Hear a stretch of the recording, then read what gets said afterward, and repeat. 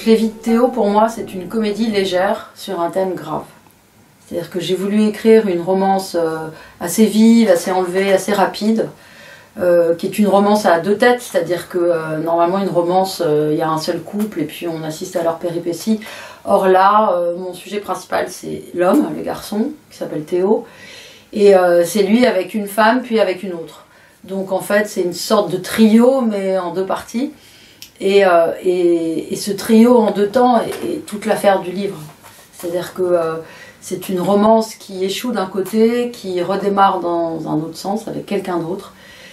Mais je ne vous dis pas encore si elle échouera, mais en tout cas, il y a déjà, à la différence d'une romance normale, une rupture au milieu. Et donc la nécessité de trouver une autre femme pour redémarrer l'amour. Et j'ai voulu sciemment écrire sur un sujet compliqué qui est celui de la mixité dans le couple, la mixité culturelle, la mixité religieuse. Théo est un breton catholique français depuis toujours, depuis plusieurs générations, mais il est attiré par l'altérité, c'est-à-dire que il est rompu à cette idée de la modernité qui consiste à aller vers l'autre, qui consiste à épouser l'histoire de l'autre, les drames de l'autre. En l'occurrence, ici, sa première femme qui s'appelle Léa et qui est une femme d'origine juive polonaise. Et donc, il y va avec tout son cœur, toute sa bonne volonté, et ça dure plus de 20 ans entre eux. Il est solidaire de tout ce qu'elle a en elle, pas forcément de tout ce qu'elle a traversé, parce que ça la précède, en fait, c'est les générations du dessus. Mais en tout cas, ça forme une espèce de bagage culturel lourd, grave, tragique, et que Théo empoigne quand il a 20 ans, avec beaucoup de détermination, d'enthousiasme et de certitude. Et à partir de là, donc, on va assister à cette première union qui va donner un enfant, donc ça va former une famille, et surtout à la manière dont cette union va démarrer sur les chapeaux de roue avec enthousiasme et confiance, et va peu à peu, à la faveur de crises dans l'actualité, à la faveur de drames qui se jouent dans le monde, et notamment à partir de ce qui s'est passé le 7 octobre. Donc cette union va patiner, va commencer à tirailler, et Théo va commencer à ne plus bien comprendre ce qui se passe dans la tête de sa femme, de Léa, alors que vraiment il avait tout bien compris jusque-là, notamment la Shoah, l'histoire de l'Allemagne, de la Seconde Guerre, du destin de la diaspora, etc. Et donc ça, il avait tout bien compris. Et à partir du 7 octobre, il y a une espèce de fissure qui se crée entre eux, et qui ne va cesser de grandir, qui va évidemment ramener à la surface d'autres non-dits qui ne sont pas liés forcément à l'histoire du monde, qui sont liés à leur histoire intime et personnelle. Mais en tout cas, quelque chose va se gripper de manière durable et tragique. Et en fait, ce qui m'intéressait, c'était de regarder Théo droit dans les yeux et d'être dans sa tête, et plutôt d'être dans sa tête d'ailleurs, et d'observer ce point de vue, encore une fois, de bonne volonté, armé, cultivé, intelligent, altruiste, et de voir comment, même avec tout ce bagage de confiance et d'intelligence, il y avait une impossibilité de comprendre certaines choses. Et en fait, oui, ce qui m'intéressait, c'était pas d'être dans le point de vue de Léa, qui est un point de vue à peu près connu, ni dans le point de vue contraire à celui de Léa, qui serait celui de l'ennemi historique, mais d'être vraiment avec ce point de vue médian, qui est le point de vue, en fait, je dirais, du français d'origine catholique, installé en France depuis toujours, et qui doit vivre avec cette altérité. Enfin, qui, en tout cas pour ce qui est Théo, choisit de vivre avec. Et donc, à partir de là, l'union donc se craquelle. Léa entre dans une sorte de puits de silence, de gravité, d'incompréhension. Elle se révèle à elle-même, c'est-à-dire que jusque-là, Léa, c'était une juive assimilée, pas du tout pratiquante, pas du tout croyante, qui avait adopté vraiment le point de vue d'une France républicaine absolument, comment dire, moderne. Et elle était elle-même, enfin elle est elle-même d'une famille pas du tout pratiquante, vraiment très assimilée on va dire, mais avec un fond culturel qui est quand même pas complètement absent. Et avec Théo, en épousant Théo, elle continue à aller dans le sens de cette assimilation, avec quand même un petit bémol qui est que pour elle, Théo est un protecteur, c'est-à-dire qu'elle se dit qu'en cas de grave crise historique, épouser un non-juif c'est mieux que d'épouser un juif parce que ça protège, parce que ça abrite, parce que ça masque, ça camoufle et peut-être ça permet d'amortir la tragédie. Et donc ça, elle y croit très fort et elle aurait pu épouser quelqu'un d'autre, mais non, c'est Théo qu'elle choisit et c'est Théo qui sera le père de son enfant d'une manière très très résolue. Mais à partir du 7 octobre, Léa se transforme et je disais donc se révèle à elle-même, c'est-à-dire qu'elle prend un tel coup, un tel choc en pleine face que la donne change, qu'elle se dit que finalement tout ce qu'elle avait épousé comme manière de vivre ensemble et mélange à l'intérieur de son couple et ouverture est quelque chose qui se ferme en fait, qui se durcit parce que Théo ne la comprend pas et parce qu'elle n'arrive pas vraiment bien à lui expliquer et parce qu'à un moment donné elle va considérer que c'est inexplicable, non pas parce qu'elle n'a pas essayé d'expliquer, au contraire elle a essayé d'expliquer, mais il y a comme un point d'achoppement qui fait que ça ne passe pas et qu'elle se sent seule au milieu de cette union. Mais c'est vrai aussi de Théo, évidemment, qui se sent seul avec Léa.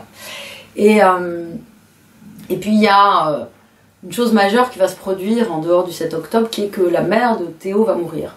Et la mère de Théo, c'était un peu une gardienne du temple, c'est-à-dire qu'elle-même était professeure d'histoire, elle était à moitié allemande, catholique, bretonne, et elle avait veillé sur la conservation de la Shoah d'une manière très très assidue, dévouée. Elle avait biberonné son fils à cette histoire et c'était comme un garde-fou inamovible.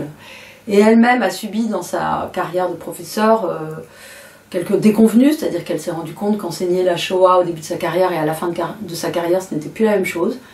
Et elle a éprouvé elle-même une forme d'échec, d'amertume. Et puis elle est morte. Elle est morte, on peut dire, pour des raisons psychologiques et puis pour des raisons physiologiques. Et puis elle avait un certain âge. Et du moment que sa mère meurt, dès lors que sa mère meurt, Théo sent comme quelque chose qui, évidemment, il est très profondément chagriné, il était fils unique, et il avait une relation très serrée avec sa mère. Mais il y a aussi un relâchement qui s'opère, c'est-à-dire qu'il est comme libéré de quelque chose. Et d'avoir grandi dans cette espèce de conditionnement à la dette, à la culpabilité, était à la fois très formateur, et c'est de là aussi que naît son élan pour Léa, mais c'était aussi très pesant. Et dès lors que sa mère meurt, et dès lors que le 7 octobre survient, et dès lors que son union avec Léa s'abîme et se fissure, alors Théo change. Et Théo regarde ailleurs, et Théo a besoin d'air, et Théo n'en peut plus de cette histoire qu'il est en train de vivre et qui l'étouffe, et qui le rend malheureux, et qui le fait plonger au fond de l'abîme. Et Théo regarde ailleurs, et Théo a 50 ans, et Théo va regarder du côté d'une jeune femme, pleine d'avenir, très différente de Léa, et qui vient, elle, d'un autre monde, qui est celui du Moyen-Orient, mais côté arabe. Et elle est libanaise et américaine, mais surtout libanaise. Et en fait, si c'est une comédie légère, une romance vive ou une fable, c'est parce qu'en effet, j'ai choisi de mettre Théo au contact de ces deux faces de la même médaille, si on peut dire, d'une manière peut-être accélérée, comme la vraie vie ne le proposerait peut-être pas, comme une vraie personne ne le ferait peut-être pas. Mais bon, moi je crée des personnages et je les mets dans des situations qui sont parfois caricaturales, mais parce que cette caricature signifie quelque chose et elle permet d'exprimer aussi pas mal d'affect, de délibération, de dilemme et de confrontation. Et donc, au sortir de cette union avec Léa, Théo va choisir de s'unir avec Maya, donc cette jeune femme, qui est une artiste en formation, et qu'il va aider professionnellement, parce que Théo a les moyens de l'aider, il est historien d'art, et c'est un critique d'art qui est très respecté dans le monde de l'art contemporain. Et donc il va l'aider à développer sa carrière d'artiste. Et puis elle va en retour lui donner évidemment beaucoup de fraîcheur, beaucoup d'amour, beaucoup de passion, beaucoup de désir et beaucoup d'avenir en fait. Et Théo se disait qu'au contact de Léa, il était surtout au contact du passé et il a besoin d'avenir. Et l'avenir que lui promet Léa est trop inquiétant et trop sombre.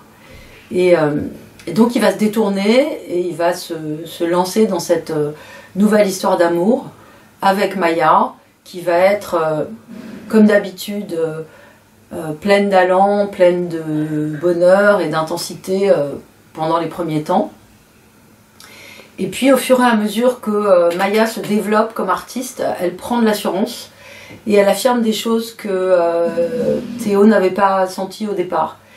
Et elle affirme des adhésions politiques, elle affirme une forme d'élan idéologique, elle affirme une empathie avec le sort du Liban, avec ce qui se passe là-bas, avec les violences qui se passent sur le terrain libanais, le territoire libanais. Et à partir de là, elle se met à affirmer des choses qui vont étonner Théo, qui vont à la fois le séduire, lui apprendre à reconsidérer toute cette donne de l'autre point de vue, de l'autre côté. Il va vraiment passer en territoire ennemi, mais avec beaucoup d'ouverture et beaucoup de curiosité. Et donc, dans un premier temps, il apprend, il revisite et il enrichit son spectre, en fait, il l'élargit. Mais il y a quand même des choses qui vont parfois le gêner, parfois l'arrêter, pas beaucoup, pas profondément. Il ne s'arrête pas sur les freins que ça peut déclencher en lui. Il fait même des textes pour défendre l'œuvre de Maya. Il voyage avec elle dans les pays arabes. Il adore ça. Il est reçu comme un prince avec cette beauté à son bras. Et il profite de cette nouvelle carrière en fait et de ce nouveau monde pour ainsi dire. Et puis au fur et à mesure ces petits freins commencent à se durcir. Il va quand même vouloir avoir un enfant avec Maya. Il aura un enfant avec Maya, une deuxième fille. Il a une fille avec Léa, il a une fille avec Maya. Et il épouse cette cause pleinement. Mais jusqu'à un certain point, jusqu'à ce que Maya elle-même ne supporte pas les réserves de Théo parfois. Encore une fois, elle devient une artiste en vue, donc elle prend de l'assurance, elle prend de l'autorité, elle a moins besoin d'avoir son aval et de bénéficier de son ascendant, elle vole de ses propres ailes, elle a une très belle carrière qui se déroule, et à partir de là, Théo est un peu en reste. Il a cette petite fille dont il s'occupe pleinement parce que Maya elle-même est trop prise par sa carrière. Et puis elle a concédé d'avoir cet enfant, mais elle-même aurait attendu plus longtemps. Et donc c'est la fille de Théo principalement, cette petite Amal. Et il s'en occupe vraiment beaucoup. Il a une passion pour cet enfant qu'il a donc sur le tard. Et puis à la fin de tout ce détour, on peut dire que Théo est mis face à lui-même, c'est-à-dire qu'il a éprouvé l'altérité des deux côtés, il l'a vécu pleinement, à fond, il s'est beaucoup donné, mais il n'a pas su en fait rester qui il était. Et en fait, ce qu'on découvre au fur et à mesure du roman, c'est que Théo, tout équipé qu'il est, tout cultivé qu'il est, tout intelligent qu'il est, armé, etc., il est il ne sait pas très bien qui il est lui-même. Et il s'est un peu mis en transparence devant ces femmes. Et il lui manque une forme d'identité, il lui manque une forme de choses qui résistent à l'autre en fait. Parce que l'altérité, c'est très agréable à vivre si on sait qui on est. Et si on reste soi-même et si on ne se perd pas dans l'autre. Parce que se perdre dans l'autre, c'est toujours un peu dangereux. Il suffit que la relation patine, se grippe, et alors il y a une forme de ressentiment qui se forme et de rejet qui peut arriver. Et Théo passe aussi par ces phases-là. Et en fait, ce que j'ai voulu montrer à travers cette romance à deux têtes, si on peut dire, à deux cœurs, à deux femmes, c'est que on est face à un personnage masculin qui manque un peu de noyau dur, qui manque un peu de consistance, et qui n'arrive pas à rester qui il est face à l'autre. Et l'altérité, en fait, met les gens face à ce défi. C'est-à-dire que il me semble que ce que j'avais envie de dire, c'est que dans cette époque moderne où l'altérité est un mot cardinal, on n'a pas tout dit quand on a dit qu'on avait expérimenté l'altérité. On n'a pas dit que ça requérait des choses et que on n'y allait pas aveuglément vers l'altérité, qu'il fallait y aller en conscience et en raison et avec un certain nombre de prérequis. Et en fait, le destin de Théo me permet de raconter tout ça avec ses hauts et ses bas, ses triomphes et ses défaites, et finalement une forme de recentrage à la fin où Théo va peut-être finir par comprendre qui il est. Et je ne dirais pas la fin, mais en tout cas pour lui c'est une espèce de roman initiatique qu'il a beau avoir à la fin 50 ans, c'est quand même une sorte de formation permanente et continue qu'il traverse et qui j'espère permettra au public de comprendre ce que c'est que ce désir d'altérité et cette expérience et pour finir parfois cette tragédie, parfois cette comédie. J'ai écrit ce livre évidemment à la lumière du 7 octobre, mais le 7 octobre comme objet littéraire est un objet complexe, à la fois parce qu'il est proche dans le temps et parce que il est tout à fait aveuglant en fait. C'est-à-dire une fois qu'on a dit ça, c'est comme si c'était abrasif en fait pour le terrain de la littérature. Donc j'avais une espèce de problème intellectuel qui était que je voulais en parler sans en parler, ou en tout cas sans le nommer. Je me suis posé beaucoup de questions, j'ai même discuté avec d'autres romanciers de ce problème. Et puis j'ai trouvé une façon de mettre le 7 octobre sans le désigner comme tel. Il y a pas mal d'indices. Je ne tourne pas autour et je ne floute pas complètement parce que je voulais que le lecteur comprenne vraiment. Et je ne voulais pas ruser avec ça. Mais j'ai quand même un tout petit peu rusé par la nomination des choses, par l'absence de nomination des choses, mais je donne des indices que n'importe qui peut aller chercher sur internet ou vérifier, et alors le 7 octobre se révèle dans un second temps si le lecteur fait une mini-recherche, mais pas une recherche très, très longue, hein. Vraiment, il n'a qu'à cliquer une fois sur quelque chose et il trouvera s'il a un doute. Mais je ne pense pas qu'il aura un doute, parce que l'événement du 7 octobre est travaillé du point de vue de Théo et Léa. Ils sont chez eux, et ce qui se passe à ce moment-là, c'est une forme de sidération, d'écrasement de tout le reste, qui passe par une annulation d'événements. C'est-à-dire que à cause du 7 octobre, on ne peut plus fêter quelque chose, et donc par tous ces biais, j'en arrive à évidemment clarifier le jour même du 7 octobre, mais je n'avais pas envie de le faire parce que j'avais le sentiment que c'était presque trop facile, et c'était même dangereux pour l'équilibre du roman. Ça faisait comme un trou à l'intérieur. Donc j'ai choisi toutes ces approches pour finalement clarifier. Et puis ce qui m'importait aussi à travers le personnage de Léa, c'est que Léa n'est pas fille unique par opposition à Théo. Elle a une sœur, une petite sœur qui s'appelle Rose, avec laquelle elle est très complice, très proche. Et il y a d'ailleurs tout un motif dans le roman sur les sœurs jumelles, parce que quand Théo rencontre Léa, il rencontre aussi sa sœur. Et c'est comme si c'était une créature bicéphale, même si elles sont très très différentes. il y a quand même une forme de solidarité très forte entre ces deux sœurs. Et en fait, c'est vrai que au fur et à mesure du roman, on se rend compte qu'à l'intérieur même de la famille de Léa, et via sa sœur, le 7 octobre n'est pas vécu sur le même mode.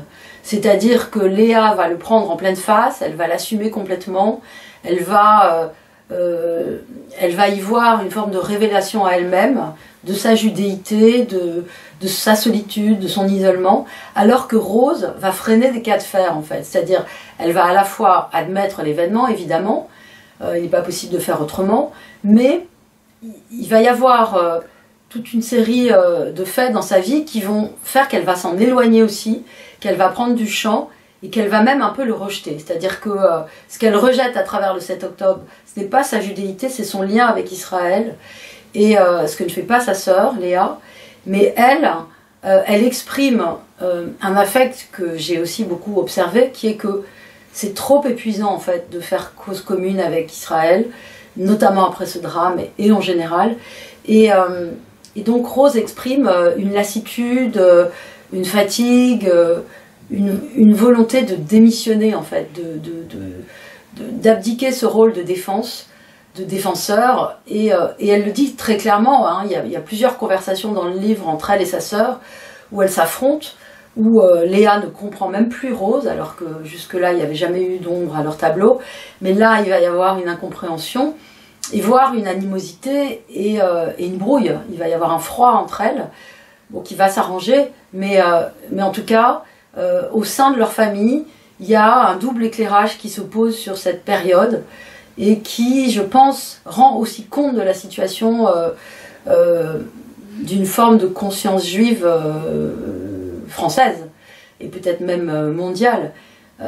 Mais il m'importait de le jouer à l'intérieur de cette union, qui est aussi une union intime. Hein. Il y a l'union du mariage avec Théo, mais il y a aussi l'union des sœurs, qui est viscérale, qui est ancienne, qui est familiale, qui est vraiment une union du sang, et qui, elle aussi, est concernée, et altérée, modifiée, et très malmenée par cette période de l'histoire. Oui, le 7 octobre, c'est le 8 octobre, c'est-à-dire c'est qu'est-ce qu'on fait le lendemain, comment on continue à vivre avec cette histoire, et puis qu'est-ce qu'on fait avec la riposte qui a eu lieu, les événements qui ont ponctué l'affrontement et le combat du Hamas en Israël, donc toute cette période qui a conduit au drame de Gaza, aux combats qui se sont menés, enfin à la guerre qui n'est toujours pas terminée aujourd'hui, qui est peut-être sur sa fin, mais on ne sait pas, et qui a donné lieu aussi à ce qui s'est passé au nord du pays, au Liban, au combat du Hezbollah. Et évidemment, avec le personnage de Maya, on va y être en plein aussi dans l'histoire du Liban actuelle. Donc c'est vrai que le 7 octobre, c'est tout de suite cette espèce d'étoile de combat, de front démultiplié, qui dure dans le temps, qui cause d'autres problèmes, d'autres questionnements, et qui vont malmener mes personnages, c'est-à-dire qu'ils vont se mettre aussi à regarder ces autres événements, ces conséquences, et à ne pas avoir le même regard sur ces conséquences et ces effets. J'aurais pu écrire avec les vies de Théo un roman grave, plus long, plus tragique, plus sombre. Il est sombre, mais j'ai voulu qu'il soit sans arrêt porté par un rythme, par une mélodie. Alors on a beaucoup la mélodie des Sœurs Jumelles de Michel Legrand, mais on en a d'autres, et ce qui comptait beaucoup pour moi, c'était de traverser cette période et cette tragédie avec une forme de vivacité continuelle en fait, parce que sinon ça plombe, et parce que sinon je crois que je n'aurais pas pu le faire en fait. Il m'a fallu aussi moi-même me déplacer, endosser une forme de rythmique comme ça, très enlevée, pour raconter les drames de l'amour et de l'histoire. Et j'avais en tête aussi une référence qui m'a accompagnée tout au long de cette écriture, qui était celle du roman de Henri-Pierre Rocher, Jules et Jim, qui raconte une autre histoire, hein, mais il y a quand même un peu un trio, des drames mondiaux, puisqu'il y a des histoires de guerre dans le fond. Mais il y a ce rythme qui emporte et que Truffaut, dans son film, a complètement conservé.